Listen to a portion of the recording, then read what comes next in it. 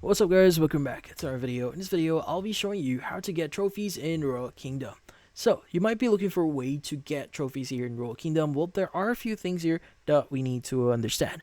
So, if you want to collect trophies in Royal Kingdom, first we need to understand that trophies come mainly from time-limited events. So, these events actually pop up for a short period and include things like Champion Arena, Electro Blitz, and a lot more.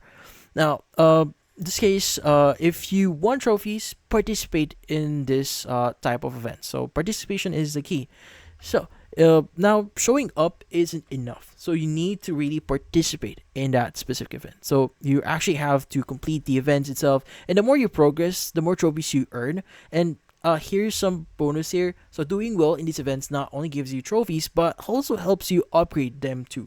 So if you're not aware yet, there are different levels of trophies here. So for example, from bronze, you can upgrade this to silver, even gold, if you want to, and possibly beyond sometime in the future. So it's like leveling up your achievements here.